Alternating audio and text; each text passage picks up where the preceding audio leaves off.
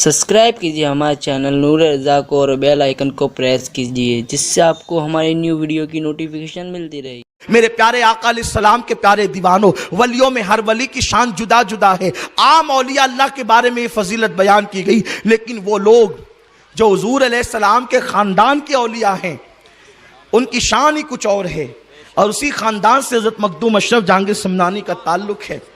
یہ سرکار مخدوم اشرف جہانگیر سمنانی نور بخشی خاندان میں، سمنان جو ایران کا ایک علاقہ ہے وہاں آپ کی ولادت ہوئی، اور آپ کی ولادت کے متعلق بھی بڑا ایمان افروز واقعہ ہے۔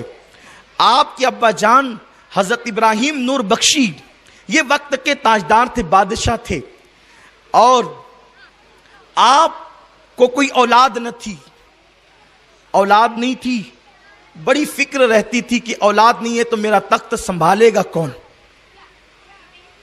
تو ایک دن آپ اپنی بیوی کے ساتھ چاشت کی نماز کے بعد اپنے محل میں جلوہ گر تھے تو دیکھا کہ ایک مجذوب بزرگ، ابراہیم مجذوب ان کا نام تھا، وہ بغیر کسی دروازے کے، کیونکہ دروازے پر تو پیرے لگے تھے، صحن کے اندر کھڑے ہوئے نظر آئے۔ میاں بیوی کو متفکر دیکھا، فکر میں ڈوبا ہوا دیکھا، تو ابراہیم مجذوب نے فرمایا بادشاہ جی کیوں آپ اس قدر فکر مند ہے؟ تو اس وقت حضرت ابراہیم نور بخشی جو سرکار مخدوم اشرف کے والد ہیں، آپ نے عرض کیا، کیونکہ جب ان کو اپنے محل کے اندر اچانک دیکھا تو سمجھ گئے کہ اللہ والے ہیں۔ اللہ کے اولیاء کو اللہ کتنی طاقت دیتا ہے کہ جب چاہیں اپنے تصرفات سے جہاں چاہیں پہنچ جاتے ہیں۔ اس پہ بہت سی دلیلیں ہیں، لیکن میں دلیلوں سے صرف نظر کرتے ہوئے مخدوم پاک کی سیرت بیان کرنا چاہتا ہوں۔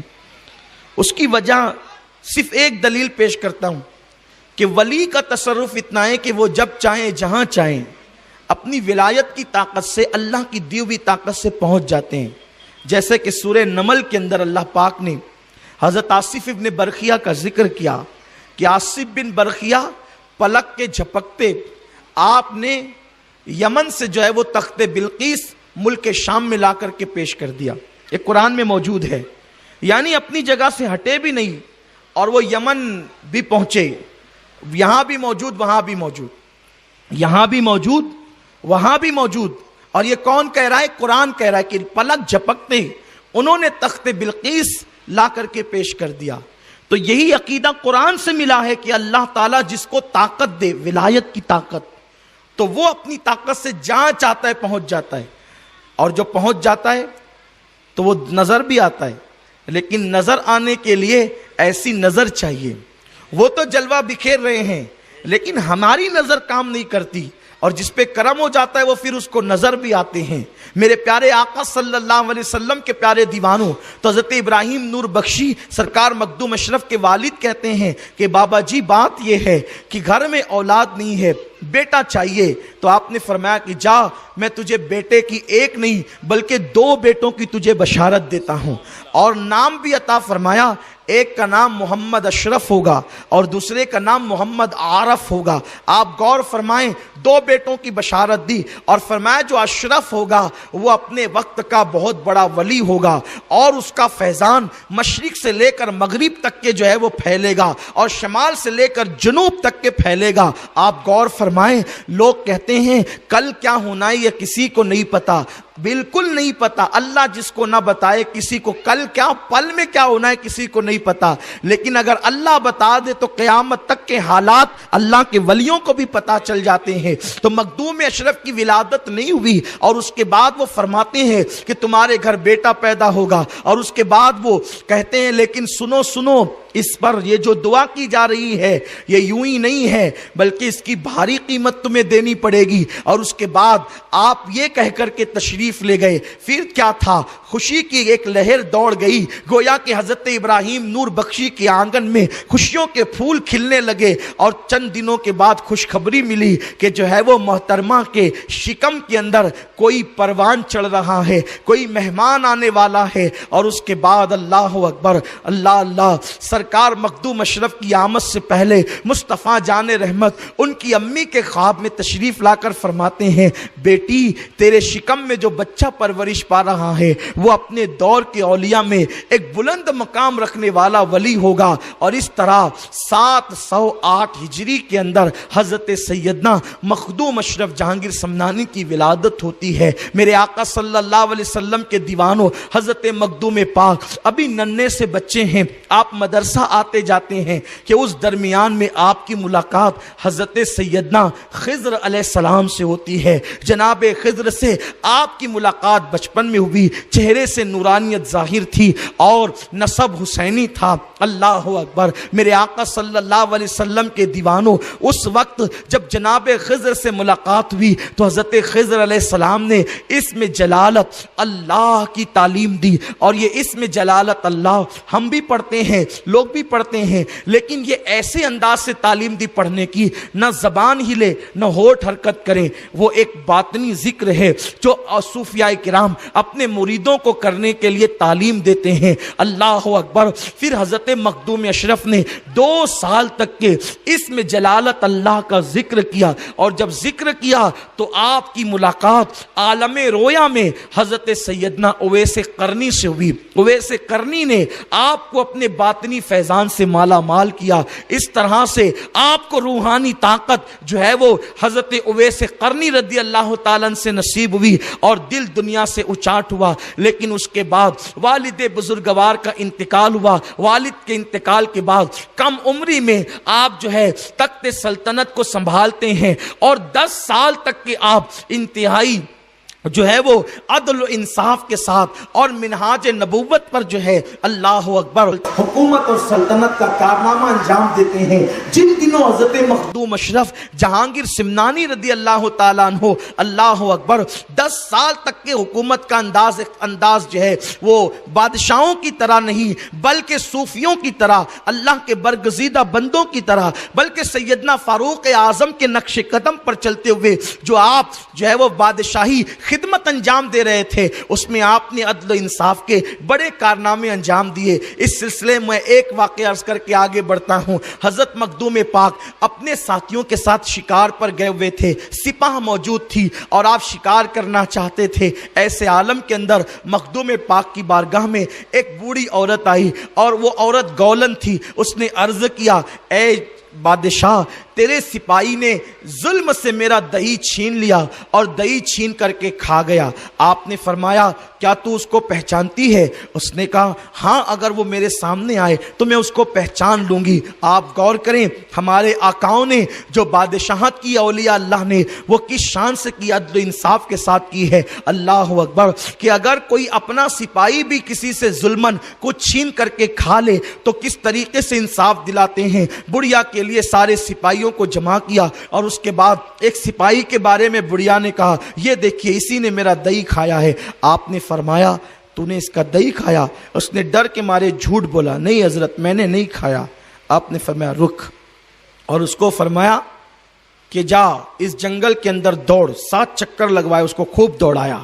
جب وہ دوڑ چکا تو آپ نے مکھیاں پکڑنے کے لیے کہا. مکھیاں پکڑی گئی اور اس کے منہ میں ڈالا. جب مکھیاں گئی تو چونکہ وہ دوڑتے دوڑتے ہانپ گیا تھا اور جب منہ میں مکھی گئی تو اس کو الٹی ہوئی تو الٹی کے اندر اس کا دہی نکلا. تو آپ نے فرمایا جھوٹ بولتا ہے اور اس کو سزا دی اور وہ گولن کو اس کی قیمت ادا فرمائی. اس انصاف کے ساتھ آپ نے 10 سال تک کی حکومت کی. لیکن آپ کا دل دنیا سے اچاٹ ہو گیا تھا. جس دل میں خدا بستا ہے اس دل کے اندر پھر مال کی محبت نہیں ہوتی, اقتدار کی محبت نہیں ہوتی. دیندار طبقہ اللہ کے لیے حکومت اور سلطنت کو ٹھوکر مارتا ہے. اصل دیندار, سچے دیندار وہ ہوتے ہیں وہ دین کے ذریعے دنیا نہیں کماتے بلکہ دنیا کو ٹھکراتے ہیں, دنیا کو اپنے قریب آنے نہیں دیتے. اور مخدوم پاک کسی طرح کوشش کرتے تھے کہ میں جلد سے جلد حکومت چھوڑ کر کے اس راہ کی طرف بڑھوں جو راستہ مجھے جانا ہے. آپ نے اپنی امی سے کہا امی میرا دل اس سے اچاٹ ہو گیا ہے حکومت و سلطنت سے, میں چھوڑنا چاہتا ہوں. ماں نے آنکھ میں آنسو لائے, کہا بیٹا اسی دن کا انتظار تھا. क्योंकि तुझे शायद मालूम न हो कि हमें पहले ही बता दिया गया था कि तू छोड़ करके जाएगा, लेकिन इस तरह मैं तुझे जाने नहीं दूंगी, बल्कि अगर तूने जाना है तो लाओ लश्कर के साथ जाना, ताकि मैं ये तसव्वुर करूं कि मेरा बेटा किसी मुहिम पर जा रहा है। और बेटे सुन, अगर तू फातेह बन करके नहीं, बल्कि मैं तुझे दुनिया की ज़मीन का फातेह बनाकर नहीं भेज रही हूँ, बल्कि मैं तुझे फातेह नफ्स बनाकर भेज रही हूँ। इसलिए कि जो नफ्स को फतेह कर लेता है वो पूरी कायनात को फतह कर लेता है, क्योंकि मौला अली का कौल है। आप सुनिए, अल्लाह अकबर। मौलाए कायनात फरमाते हैं जन्नत 2 कदम पर है, इंसान अपने नफ्स पर एक कदम रखे और दूसरा कदम वो जन्नत में रखे। आज तो लोग नफसानी ख्वाहिशात में मुब्तला हैं। नफ्स कहता है जिना के मनाजिर देखना है तो मेरी कौम के जवान जिना के मनाजिर देखते हैं। नफ्स कहता है शराब पीना है, मेरी कौम के जवान शराब पीते हैं। नफ्स कहता है ताश के पत्ते खेलना है, मेरी कौम के जवान ताश के पत्ते खेलते हैं। याद रखो, नफ्स कहता है गुनाह करना है, मेरी कौम के जवान गुनाह करते हैं। जब तक नफ्स अम्मारा की बात मानते रहोगे उस वक्त तक खुदा की रजा हासिल नहीं करोगे। अगर खुदा को मनाना है तो अपने नफ्स को कुचलो। अल्लाह अकबर। नफ्स पर पैर रखो। नफ्स अम्मारा जिन गुनाहों की तरफ ले जाना चाहता है उस तरफ न जाओ, बल्कि जिस तरफ खुदा बुलाता है, उसका रसूल बुलाता है, उस तरफ जाओ। हजरत मखदूम अशरफ जहांगीर सिमनानी रदी अल्लाह ताला अन्हु लश्कर के साथ रवाना हुए, लेकिन चूंकि आपको ये लश्कर छोड़ना भी था, इसलिए आप यूं करते थे कि अल्लाह अकबर, कहीं सोते थे और लश्कर सो रहा है तो लोगों को छोड़ करके निकल जाते थे। जो लोग जगते रहते थे वो पीछे आ जाते थे। इस तरह छोड़ते छोड़ते छोड़ते छोड़ते आखिर में आप अकेले रह गए और आपने सबसे पहले ये इरादा किया कि मैं हुजूर सल्लल्लाहु अलैहि वसल्लम की बारगाह में हाज़िरी दूंगा, हज करूंगा और मदीना मुनव्वरा हाज़िरी दूंगा। हज़रत मखदूम अशरफ जहांगीर समनानी रदी अल्लाह ताला अन्हु सफ़र हज में थे। आपने हज किया और हज करने के बाद जब आप मदीना मुनव्वरा जाने लगे तो लोगों ने आपसे पूछा आपका नाम क्या है, तो आपने फरमाया मेरा नाम सैयद मोहम्मद अशरफ है। जब आपने अपना नाम बताया तो कुछ लोग जो काफिले वाले थे वो लोग आपका मजाक उड़ाने लगे। हूँ जिसको देखो वो सैयद हो जाता है, कोई भी सैयद कहलाता है। यानी ये फितना आज के दौर का नहीं है। जिन लोगों के खून में शराफत नहीं है वो सैयदों को कभी मानते ही नहीं है, उनको मानना नहीं है। तो कहते हैं कि तो उस वक्त तो मखदूम अशरफ से चेहरा इतना खूबसूरत था कि आपके हुस्न की बुनियाद पर आपकी दाढ़ी भी सुर्ख थी और पान इतना पसंद था कि अक्सर पान आप खाते थे और पान खाने की वजह से आपके होंठ अक्सर लाल रहते थे, सुर्खी होती थी। आज भी जो है वो उनके ख़ानदान के अफराद में ये चीज़ हमें नज़र आती है। होठों की सुर्खी देखकर मखदूमी सुर्खी की याद ताज़ा हो जाती है। मेरे प्यारे आका सल्लल्लाहु अलैहि वसल्लम के प्यारे दीवानों, तो चूंकि लोग ताना देते हैं, और याद रखें जिनके नसब सलामत नहीं वही सैयदों की सियादत का इनकार करते हैं, वरना जो साले और शरीफ माँ के बेटे हैं उन्हें तो जो कह दें हम सैयद है वो मान लिया करते हैं। लेकिन अगर करबला में भी अगर शराफत ना हो तो इमाम अली मकाम की सियादत पर भी लोग सवालिया निशान खड़ा करते हैं। सुन्नियों, हमें किसी से सनद लेने की ज़रूरत नहीं है, हम आशिकान मुस्तफ़ा हैं। हम जैसे बग़ैर दलील के नबी को मानते हैं वैसे बग़ैर दलील के आले नबी को भी मानते हैं। तो मखदूम पाक को उन लोगों ने ताना दिया कि आप सैयद नहीं हैं। मखदूम पाक का दिल मलाल हुआ, दिल पे ना जो है वो बेचैनी हुई। जाहिर सी बात है, अगर किसी सैयद को आप कहें कि आप सैयद नहीं है तो गोया कि आपने उसकी माँ को गाली दी, और आपने अगर किसी की माँ को गाली दी तो वो आप उसकी माँ पर गाली जो आपने दी है वो आपकी माँ की तरफ लौटती है। तो मखदूम पाक को अपनी वलिया माँ याद आ गई कि मेरी माँ को गाली दी। तो सरकार मखदूम पाक मदीने मुनव्वरा पहुंचे तो पहले दिमाग पर यही चीज थी कि मैं हुजूर से इस बात को कंफर्म करूंगा कि मैं सैयद भी हूं या नहीं हूं। इसलिए आप गए और गुस्ल किया, और गुस्ल करने के बाद आपने लिबास पहना, फकीराना दुर्वेशाना लिबास, और करीब जाने की हिम्मत नहीं हुई तो बाहर से آقا کی بارگاہ میں عرض کیا السلام علیکہ یا جدی، اے میرے نانا جان آپ پہ سلام، کیونکہ وہ پلیت تو نہیں مانتے نا مجھے، لیکن میں آپ کو اپنا نانا مانتا ہوں۔ تو عرض کیا السلام علیکہ یا جدی، قبر انور سے آواز آئی وعلیکم السلام یا ولدی، آپ مسکرا۔ یہ مرتبے سادات کے مرتبے یہ ہوتے ہیں میرے پیارے آقا علیہ السلام کے پیارے دیوانوں، اس لیے کہ یہ سیدوں کا بھی مقدر ہے کہ جن کے باپ داداؤں کو لوگوں نے ان کے دور میں نہ مانا تو دور کے لوگ کب ماننے والے؟ اس دور میں جو شریف تھے وہ مانا، بعد کے دور کے شریفوں نے مانا، قیامت تک کے لوگ مانتے رہیں گے۔ لیکن یاد رکھیں کسی کے نہیں ماننے سے کسی کے نسب پر حرف نہیں آتا۔ سید ہونے کا سب سے بڑا فائدہ قیامت میں ہے کہ جو سچے سادات ہیں صحیح النسب، وہ قیامت کے دن ان کے نانا جان محمد الرسول اللہ کے ساتھ ہوں گے۔ اور یاد رکھیں سادات وہی ہے جو رسول اللہ کے مشن پر اور مسلک پر قائم ہے، ورنہ جو لوگ حضور علیہ السلام کے اہل سنت مسلک سے ہٹ گئے نہ وہ سادات ہیں اور نہ ان کا احترام کیا جائے گا۔ ورنہ لوگ اہل سنت سادات کو کہتے ہیں کہ یہ سادات نہیں ہے، اور ہمارے یہاں جو آ رہے ہیں وہ ہیں، تو ان سے پوچھو کہ وہ کیسے سادات ہیں؟ جن کا بابا علی ہے کیا ان کا عقیدہ بھی علی کی طرح ہے؟ اگر ان کا عقیدہ علی کی طرح ہے تو ان سے کہو کہ وہ یا علی کیوں نہیں کہتے، وہ نعرہ حیدری کیوں نہیں لگاتے؟ ہمیں تو وہ سادات محبوب ہیں جو نعرہ حیدری لگاتے ہیں، ہمیں تو ان سیدوں پر اعتماد ہے جو نعرہ رسالت لگاتے ہیں یا غوث المدد کے نعرے جپتے ہیں۔ تو یاد رکھنا سنیوں، ہر کسی کے نام کے ساتھ سیادت کا ٹائٹل دیکھ کر کے جھکنا نہیں، وہی ہمارا ہے جو پنجتن پاک کے نقش قدم پر ہے، جو کربلا والوں کے نقش قدم پر ہے۔ اس لیے کہ کربلا والے کون سے، جب کربلا میں سب لٹ گیا تو اس وقت امام زین العابدین جو سیدوں کے باپ ہے کہتے ہیں ان التیاری حسبا یومن الی ارض الحرم بلغ سلامی روضۃ فیہا النبی المحترم، جو کربلا میں گموں میں کھڑے ہو کر نبی پہ سلام پڑھ رہا تھا وہ سیدوں کا باپ امام زین العابدین ہے۔ تو اس سے پتا چلا جو سچا سید ہوگا وہ کبھی نبی پر سلام پڑھنے کا مزہ نہیں اڑائے گا۔ بہرحال گفتگو دور نہ نکلے تو مخدوم اشرف جہانگیر سمنانی نے سلام کیا السلام علیکہ یا جدی، اے میرے نانا جان آپ پہ سلام ہو۔ جواب آیا وعلیکم السلام یا ولدی، اے میرے بیٹے۔ قربان کیا لذت ملی ہوگی، اے میرے بیٹے تجھ پر بھی سلام ہو۔ سرکار مخدوم اشرف جہانگیر سمنانی پھر مدینہ منورہ رہے، اور مدینہ منورہ کی طرف سے اشارہ ہوا کہ تیرا حصہ بنگال میں ایک مرد درویش رہتا ہے، اس کا نام علاؤ الحق پنڈوی ہے، اور وہ خالد ابن ولید کی نسل سے ہے، اس کے پاس تو نے جا کر مرید ہونا ہے۔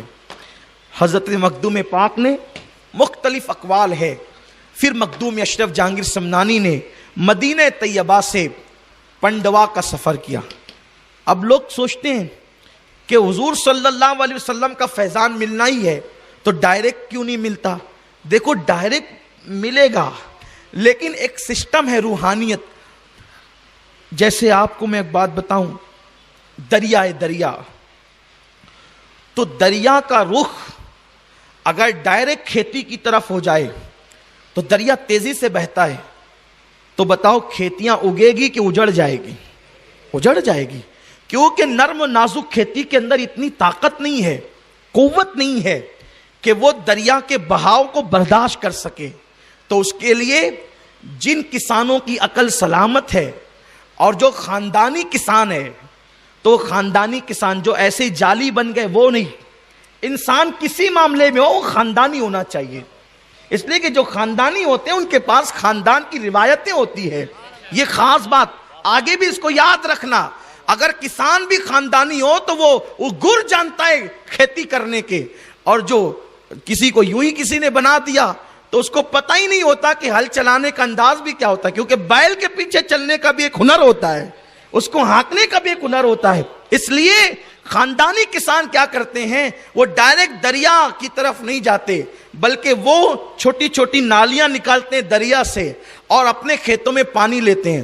ان کو تو کھیتی ہاری کرنا ہے اور دریا کا پانی وہ نالی کے ذریعے سے لیتے ہیں۔ ہزار بار بلا تشبیہ بلا تمثیل یہ فیضان نبوت کا دریا پورے آب و تاب کے ساتھ بہ رہا ہے۔ ایمان کی کھیتی کو ہری کرنا ہے تو تمہارے نرم نازک دل اس کو ڈائریکٹ برداشت کرنے کی طاقت نہیں رکھتے، تو سید عالم صلی اللہ علیہ وسلم نے ایک سسٹم عطا کیا ہے کہ اس دریا سے اگر فیض لینا ہے تو اس دریا سے مختلف نہریں نکلتی ہے، جس نہر سے بھی وابستہ ہو جاؤ گے ایمان کی کھیتی ہری ہو جائے گی۔ لیکن ہر دریا ہر جو ہے وہ نہر اسی دریا سے ہے، اور اس دریا میں کسی نہر کا نام قادریت ہے، کسی کا نام چشتیت ہے، کسی کا نام سہروردیت ہے، کسی کا نام اشرفیت ہے، کسی کا نام برکاتیت ہے، کسی کا نام رضویت ہے، کسی کا نام کلندریت ہے، کسی کا نام مداریت ہے، کسی کا نام تیغیت ہے، کسی کا نام ابو لولائیت ہے۔ گویا کے مختلف درجے وہ نہریں ہیں، یہ فرقے نہیں ہیں، یہ ایک دریا کی نہریں ہیں، اور یہ الگ الگ نہیں ہیں، یہ ساری نہریں ایک ہیں۔ ان سب کا مرکز دریا مصطفیٰ جان رحمت ہے۔ اس لیے اشرفی رضوی لڑتے نہیں، اس لیے قادری چشتی لڑتے نہیں، کیونکہ دونوں کو ان لوگوں کو پتا ہے کہ ہمارا مرکز مدینہ ہے، ہمارا مرکز مدینہ ہے۔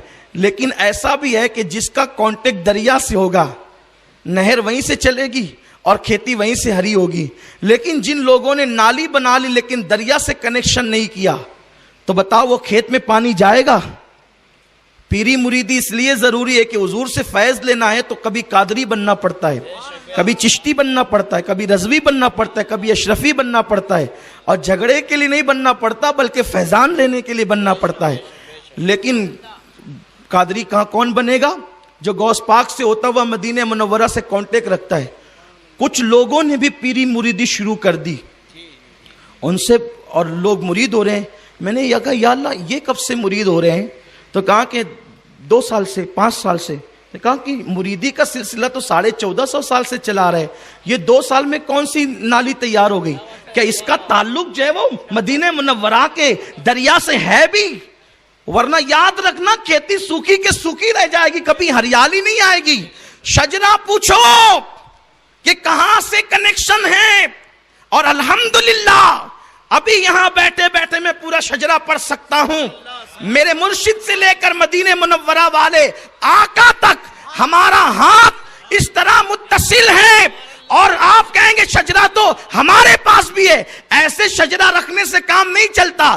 جو میرا عقیدہ وہی میرے پیر کا، اس کے پیر کا بھی وہی عقیدہ، اس کے پیر کا بھی وہی عقیدہ، اس کے پیر کا بھی وہی عقیدہ، اس کے پیر کا بھی وہی عقیدہ، اس کے پیر کا بھی وہی عقیدہ۔ یہ عقیدے میں جب برابر جو ہے مساویت ہوتی ہے اور یگانیت ہوتی ہے تو شجرہ ملا ہوتا ہے، ورنہ پیر کا عقیدہ الگ، مرید کا عقیدہ الگ، تو پھر کنیکشن کہاں رہا؟ وہ تو کٹ گیا۔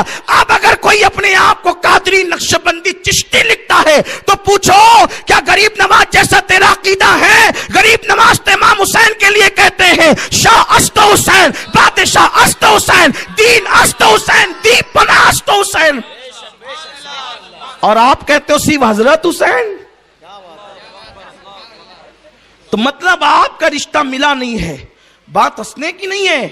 مرید ہونے کے لیے بھی ہمارے سرکار مہاراجہ شریف کے صاحب سجادہ نجیب میاں سرکار کہتے ہیں پانی پیو چھان کر اور پیر کرو پہچان کر۔ ان کا بڑا پیارا نعرہ ہے، اور پیر کرنے سے پہلے دیکھو یہ پیر ہے، پیر تو نہیں ہے۔ ہاں پیر ہوگا تو خدا تک پہنچائے گا، سبحان اللہ۔ اور ہمارے پیروں کی شان کیا ہے؟ جا کر کے مدینے سلام کرتے السلام علیکہ یا جدی، تو اتنا مضبوط رشتہ ہے، جواب آتا ہے وعلیکم السلام یا ولدی۔ یہ ان آقاؤں سے اپنا رشتہ ہے الحمدللہ تعالی۔ یہ ایک ہمارا پیر ہے جسے مخدوم اشرف کہتے ہیں، یوں جواب آیا۔ ایک دوسرا پیر ہے، میں کبھی یہ بات نہیں کرتا لیکن آج تحدیث نعمت کے لیے عرض کر رہا ہوں، مجھے بے فضل ہی تعالی 14 سلسلوں کی خلافت ہے، لیکن جب بھی کسی نے خلافت دی تو میں نے کبھی اس کا ذکر نہیں کیا۔ کیوں نہیں کیا اس کا ذکر؟ اس لیے نہیں کیا کہ یہ چیزیں چھپانے کی ہوتی ہے، چھپانے کی نہیں ہوتی۔ ہاں تو لیکن رفائی سلسلے کا بھی میں خلیفہ ہوں اور اشرفی سلسلے کا بھی خلیفہ، اس لیے میں اشرفی بھی ہوں، رضوی بھی ہوں، چشتی بھی ہوں۔ 14 سلسلے میرے پاس ہے الحمدللہ تعالی، اور میں اس پہ فخر نہیں بلکہ شکر کرتا ہوں۔ ہاں پورے ہندوستان میں گھومنا ہوتا ہے، لوگ شفقت کرتے ہیں، ہمارے پیران نظام بڑی شفقت کرتے ہیں، عطا کرتے ہیں، نوازتے رہتے ہیں، تو اسی لیے میرا تعلق ہر خانقاہ سے، میں کبھی کسی خانقاہ کا بے ادب نہیں ہوں، اس لیے کہ بے ادب وہ ہوتا ہے جو خانقاہ سے باہر ہوتا ہے، میرا رشتہ تو اتنے لوگوں سے جڑا ہوا ہے۔ تو ایک تو مخدوم اشرف ہمارا پیر، سلام کیا السلام علیکہ یا جدی، جواب وعلیکم السلام یا اور ہمارا دوسرا پیر رفائی سید احمد کبیر رفائی، سید احمد کبیر رفائی، یہ گئے بارگاہ رسالت میں، جو نبی کو زندہ مانے گا وہ کیا عرض کرے گا، جو نبی کو مردہ مانے گا وہ کیا عرض کرے گا، عرض تو زندہ کرتا ہے جو زندہ مانتا ہے۔ لوگ جن کے عقیدے یہ ہوں کہ نبی مر کر مٹی میں مل گئے، وہ جائیں گے تو مانگیں گے کیا، وہ جیسے السلام علیکہ یا حل القبور پڑھتے ہیں بس ویسے جا کے السلام علیکہ یا نبی پڑھ دیتے ہیں، لیکن 12 لوگ وہاں تو یا نبی تو پڑھتے ہیں۔ ایک مرتبہ میں مدینہ شریف حاضر ہوا، سرکار کا کرم، آپ لوگوں کی خدمت کرتے ہیں نا، آپ لوگ کی جوتیاں سیدھی کرتے ہیں، خدمت کرتے ہیں، تو کرم ہوتا ہے تو سال میں 2-3 بار سرکار بلا ہی لیتے ہیں، حاضری ہو جاتی ہے۔ تو میں حاضر ہوا، تو حاضر ہونے کے بعد سرکار کی بارگاہ میں تو اپنے تو غلام ہی ہیں، وہاں تو سانس لینا بھی جو ہے وہ ڈر لگتا ہے۔ ادب کا ہیست زیر آسماز عرش نازک تر، نفس گم کر دمی آیت جنید و بایزیدی جاں۔ تو ایک صاحب مالیگاؤں کے تھے، تو لیکن وہ مجھ سے متفق نہیں تھے، اس لیے کہ وہ اہل سنت سے ان کا تعلق نہیں تھا، اس لیے وہ متفق نہیں تھے۔ وہاں ملے تو اس نے کہا مولانا جو ہے وہ میں چاہتا ہوں کہ آپ کے ساتھ بارگاہ رسالت میں حاضری دوں۔ میں نے ان کو دیکھا، میں نے کہا آپ ہے کہاں کے، تو کہا مالیگاؤں رہتا ہوں، نام نہیں لوں گا، لیکن کہا کہ آپ چاہتا ہوں کہ آپ کے ساتھ حاضری دوں۔ میں نے کہا ٹھیک ہے بات ایسی ہے تو چلو۔ تو میں وہاں گیا تو سنہری جالوں کے پاس میں کھڑا رہا تو کھڑا ہی رہ گیا، پھر وہاں اپنی خبر کس کو ہوتی ہے، کھڑا ہی رہ گیا، عرض و معروض کا سلسلہ چلتا رہا، اور وہ 2-3 سیکنڈ کے بعد باہر ہو گئے۔ اپنی اپنی طبیعت ہے سب کی، میں یہ نہیں کہتا کہ غلط کیا کہ صحیح کیا، لیکن بات بتا رہا ہوں، وہ باہر ہو گئے۔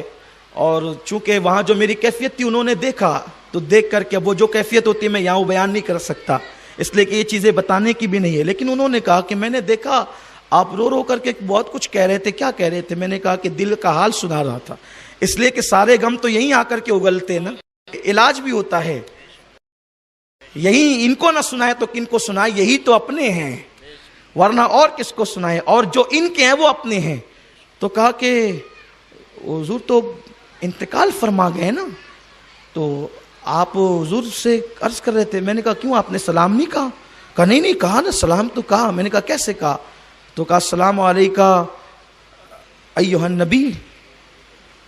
تو میں نے کہا کہ اس کا مطلب، تو میں نے 2-3 بار بھی پڑھا، کہا کہ یا رسول اللہ آپ پہ سلام ہو، السلام علیکہ یا نبی، یا نبی۔ میں نے کہا آج آپ نے یا نبی کہہ دیا؟ بولے ہاں کہہ دیا۔ میں نے کہا کیوں کہا؟ تو بولے کہ وہ یہاں موجود ہے نا۔ میں نے کہا اچھا ٹھیک ہے۔ میں اس کا ہاتھ پکڑا، حالانکہ جلدی ایسوں کا ہاتھ بھی نہیں پکڑتا، اس لیے کہ میری طبیعت میں کچھ عجیب سی بات ہے۔